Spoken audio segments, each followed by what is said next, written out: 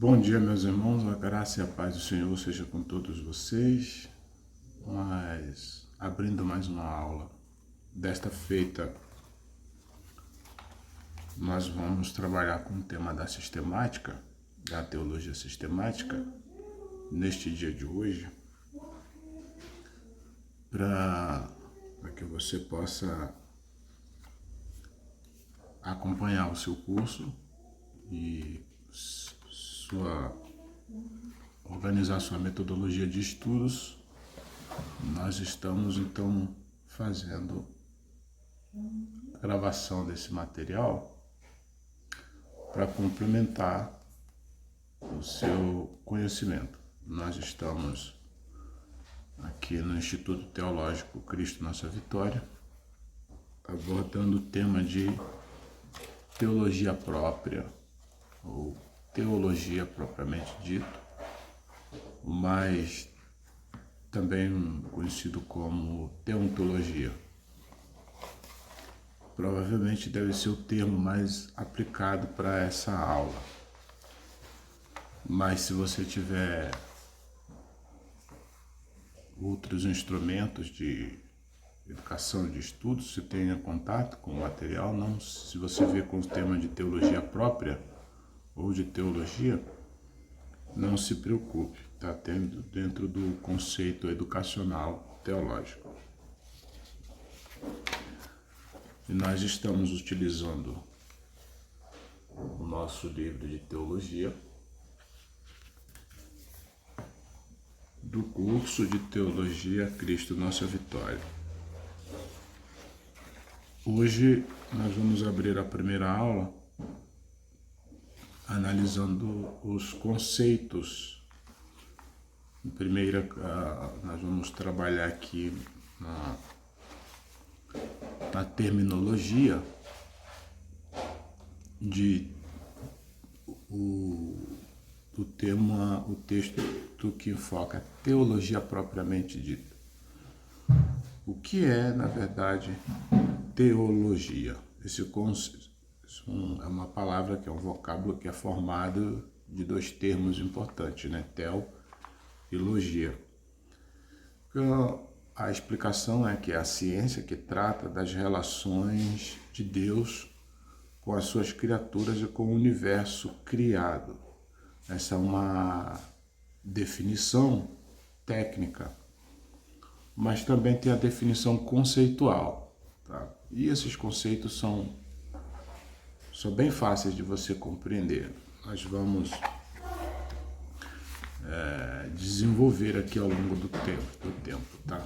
A teologia ela deve ser aceita pela igreja por se tratar da explanação da palavra de Deus, que teólogo não é um indivíduo que se tranca no seu gabinete e inventa conceitos abstratos, inacessíveis, né? São pobres mortais apenas, né? Ao contrário, é um profeta, um anunciador, que ele entra em contato com a presença de Deus, com o conhecimento de Deus, que ouve sua voz e transmite aos homens aquilo que ele recebeu, principalmente porque ele se trata, ele entra em contato com o povo de Deus, com o rebanho de Deus, e é com esse povo que ele se comunica. Então, na analogia, nós temos aí, a teologia pode ser comparada a um edifício com 5 andares. Cada andar possui suas respectivas salas e funções e depende um do outro, numa correspondência recíproca, formando todos os mesmos edifícios. Todos juntos formam o mesmo edifício. Assim também é a teologia. Ela está classificada e agrupada em 5 disciplinas que perfazem uma interação com outras disciplinas, né? São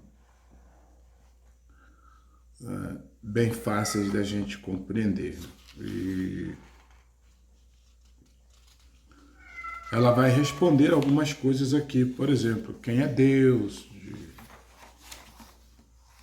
a sua existência, a sua natureza, a sua personalidade, a divindade, os atributos naturais de Deus, os atributos morais de Deus, os nomes de Deus, a Santíssima Trindade, teofania de Deus, o monoteísmo, o politeísmo, o agnosticismo, o panteísmo, e o deísmo e o ateísmo, o materialismo, o Deus verdadeiro que o mundo não conhece. Motivos para crer em Deus nós ainda oferecemos aqui, mas esses temas, a crença universal em Deus, tá certo? Então, esses temas todos nós vamos desenvolver porque são temas dentro da teologia própria ou da teontologia. E a exegese é uma área da teologia que é a ciência bíblica que aplica métodos técnicos que auxiliam na compreensão do texto. Então, a exegese ela consiste em extrair significados o significado literal de um texto para suas matérias que são de estudo das línguas originais. Então nós temos a Bíblia, nós temos a língua hebraica, nós temos o aramaico e nós temos o grego. Essas são as matérias que corroboram com a exegese para unir-se, para dar uma compreensão mais coerente da teologia própria ou da teontologia. Ela trata do desenvolvimento histórico da doutrina, né? Aliás, a teologia histórica é um outro tema junto que se une à exegese para se extrair o conhecimento adequado da doutrina bíblica da teologia. Sem isso você não compreende exatamente a doutrina de Deus. E o que seria a teologia histórica? Ela trata do desenvolvimento da doutrina, contém duas partes principais. Quais são essas partes principais? Primeiro é o estudo e desenvolvimento progressivo das doutrinas e da Bíblia. E segundo, ela é o exame do desenvolvimento histórico da doutrina da Igreja. A partir da era apostólica, as matérias que compõem a teologia histórica basicamente são história da Igreja, história das missões e história das doutrinas.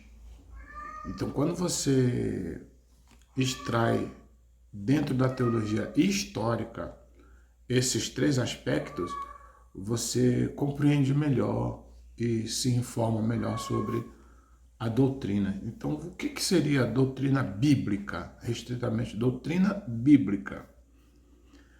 O propósito da doutrina bíblica é traçar um progresso da verdade nos diversos livros da Bíblia. Descreve a forma de cada escritor apresentar as suas doutrinas fundamentais.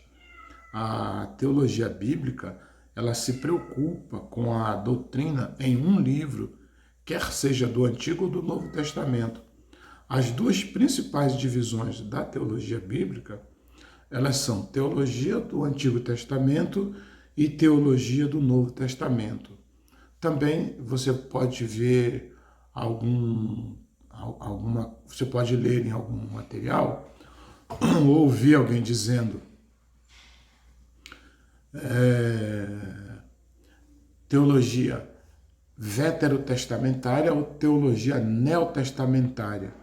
Então, basicamente, nós estamos falando de teologia do Antigo Testamento, veterotestamentária, e teologia neotestamentária. Tá? Então, teologia do Novo Testamento. Ok? Aí, então vamos dar uma pincelada sobre a teologia sistemática para que você compreenda o que é doutrina de Deus dentro da teologia. A teologia sistemática, ela se encarrega do material das teologias anteriores com o fim de arranjá-las, de engajá-las, de encaixar na sua forma, tanto da lógica quanto da metodologia. Ela vai facilitar a compreensão e promover a aplicação prática dessa teologia sistemática.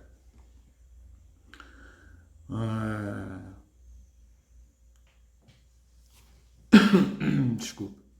Então, quais são essas teologias que compõem a sistemática? Nós temos a bibliologia, que é a teologia que estuda a Bíblia em si, o seu conteúdo próprio. A teontologia, que é a doutrina de Deus, que é essa que nós estamos lidando agora. A angelologia, que é a doutrina que estuda o comportamento, a vida, a criação e comportamento, funções dos anjos. Então, a angelologia é a parte da teologia que se ocupa desses seres celestiais e os seus comportamentos, como os anjos decaídos, os que estão em obediência, submissão total ao Deus Criador eterno. A demonologia já é uma parte da doutrina da angelologia que estuda só os demônios, só os anjos decaídos. Então, por isso elas são chamadas de demonologia. Essa doutrina, no caso, é chamada de demonologia.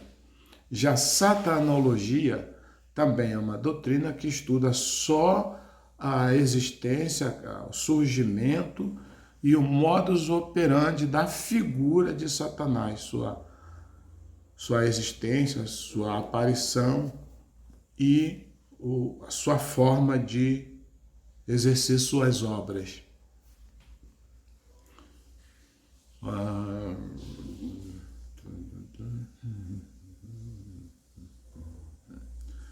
Antropologia é a doutrina do homem, a doutrina que estuda a natureza, a normatização, a criação, a vivência, até do que o homem é constituído. A Bíblia diz que ele é a imagem e semelhança. Então nós estudamos a composição, a construção do ser humano. Se ele é dicotômico, se ele é tricotômico. Nós estudamos em antropologia o homem, estudo do ser do homem, quem ele é. A hamartiologia já é uma ciência que estuda a doutrina do pecado. Eu estou explicando para os irmãos ainda o que é a teologia sistemática. Essas doutrinas que eu estou falando, elas estão dentro da sistemática. A cristologia, a doutrina que estuda respectivamente o Cristo e suas obras. Cristo e o seu ser divino. Cristo como Deus, como Senhor, como sacerdote, como profeta, Cristo como homem, a divindade de Cristo, a humanidade, né, de Cristo, seu nascimento virginal, sua vida, morte, ressurreição e ascensão. A teologia a teologia descendente de Cristo, Cristo como ele desce até a humanidade, até ao Sheol, e depois a ascendência de Cristo, como ele retorna para a vida, retorna para o corpo, retorna para a vida, retorna para o céu, de onde ele veio. A soteriologia é a doutrina da salvação, que vai trabalhar com graça, justificação, santificação. E a eclesiologia, que é a doutrina que estuda a igreja, o comportamento eclesiástico. E a escatologia, que é a doutrina das últimas coisas, escatós, né, últimos, mais logia.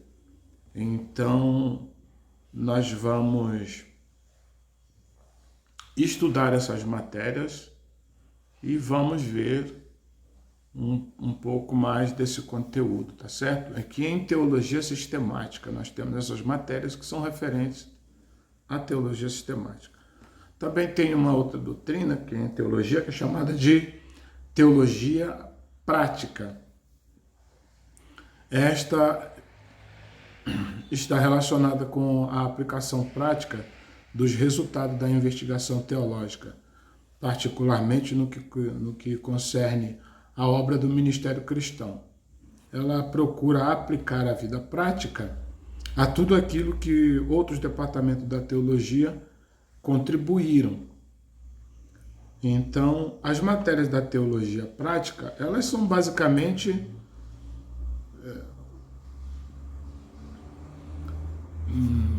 duas ou três matérias que são a homilética, a liturgia, a educação cristã.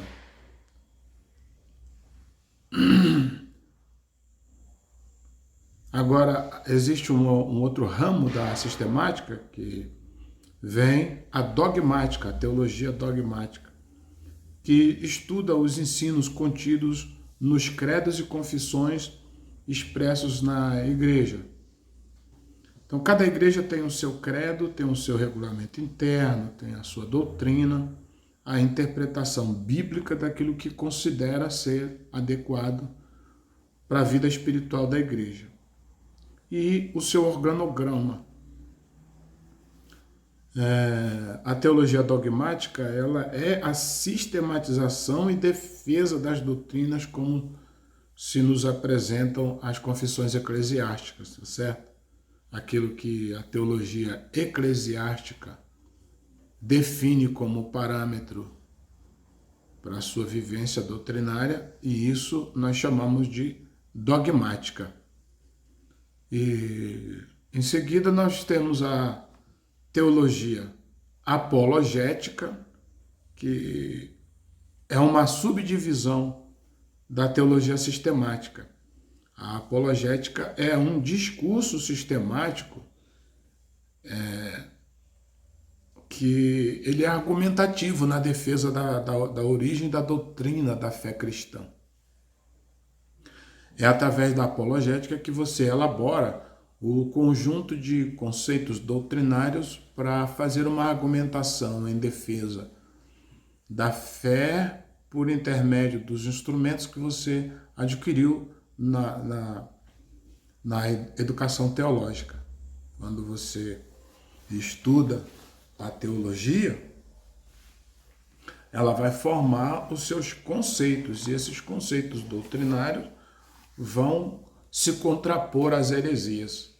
E você vai fazer isso utilizando ferramentas da teologia apologética, tá certo? E qual a importância da teologia para nós? Ela fala de Deus e dos fatos a ele relacionados. A teologia, ela esclarece como o homem pode estreitar o relacionamento com Deus e instrui de maneira sistemática como agradar a Deus e fazer sua vontade. Porque não se trata de ser religioso e defender a vontade da religião ou a vontade do religioso, mas expressamente existe uma vontade direcionada pelo Criador para que nós possamos adequar a vida ao conceito teológico. Qual a necessidade da teologia? Para que muitas pessoas me perguntam isso? Não é para que eu preciso? Por que estudar teologia? Qual a necessidade dela? Bem, ela é um instrumento que está em 1 Pedro, no capítulo 3, do versículo 15, e desenvolve um caráter cristão e prepara o obreiro para exercer o ofício da teologia, como está lá em 2 Timóteo, no capítulo 2 e no versículo 15. Então, 1 Pedro 3,15, 2 Timóteo 2,15. Você consulta e veja que há uma razão extremamente importante para você estudar a teologia e assim combater contra os argumentos que se interpõem à nossa fé. Por que nós devemos estudar teologia? Porque esse conhecimento é uma parte necessária do equipamento de quem ensina a palavra de Deus como ciência. Ela é baseada em fatos comprovados que satisfazem a necessidade da alma, que necessita conhecer a Deus, a razão por que não ter um tratado de hipótese, como é a teoria da evolução, por exemplo, né?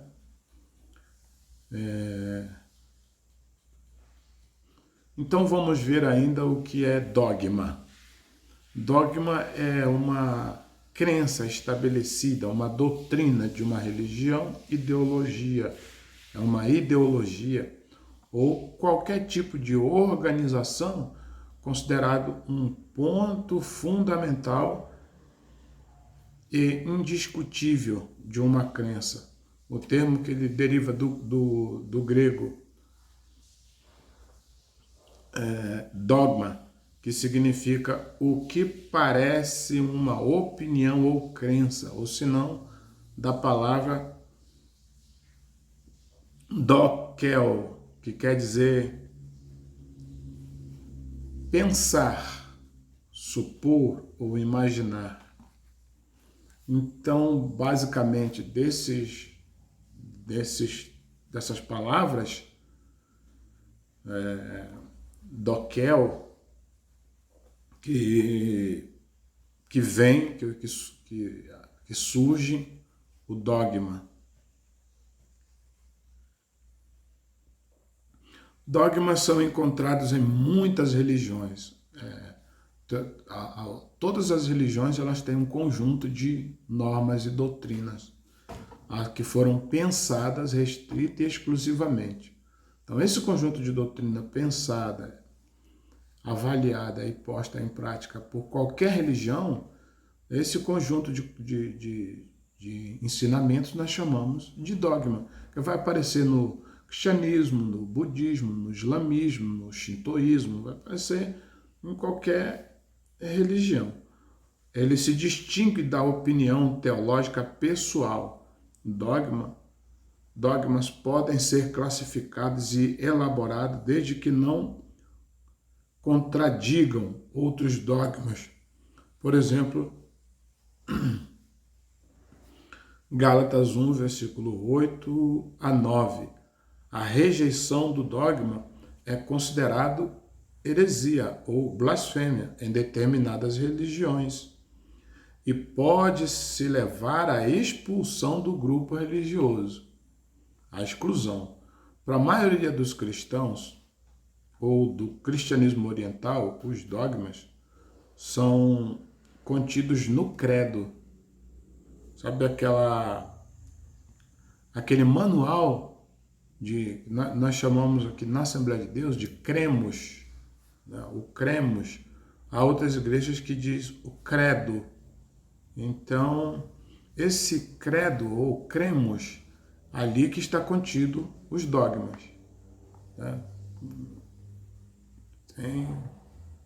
Bom, mais adiante a gente vai falar dessas coisas, então eu não vou adiantar aqui o material.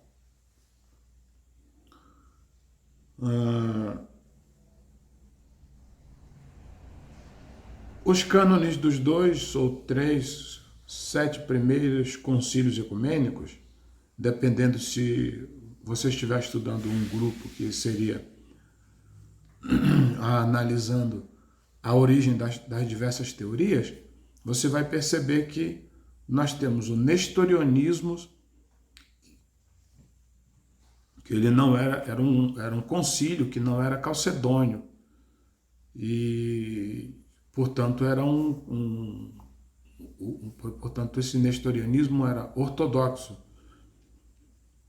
E eles tinham alguns princípios que são resumidos por João Damasceno. Em sua exposição, ele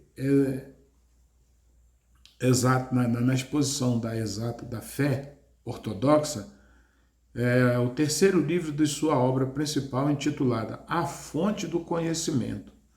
Então, essa era a obra de Damasceno, que continha um certo nestorianismo ortodoxo.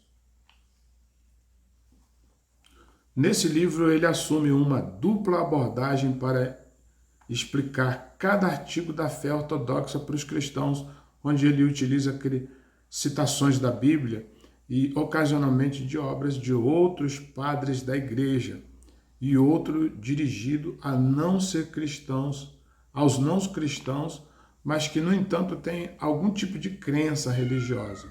Ateus, para quem emprega a lógica aristotélica e a dialética, especialmente o reductio. Os católicos também, como dogma, têm decidido 21 concílios ecumênicos e 2 decretos promulgados por papas que exerçam a infalibilidade,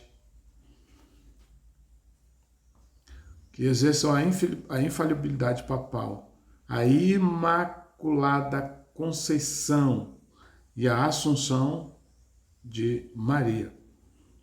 Maria não tenha morrido, né, no caso. Ela ascendeu ao céu.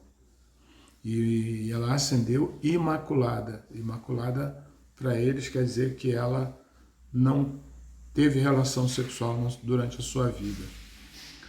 E a infalibilidade papal, quer dizer que o Papa não comete erros, está acima do pecado. Os protestantes afirmam em graus diferentes de padres destes dogmas e muitas vezes dependem de uma confissão de fé para assumir os seus dogmas. No Islã, os princípios dogmáticos estão contidos no Aqdah. Dentro de muitas denominações cristãs, o dogma é referido como simplesmente doutrina.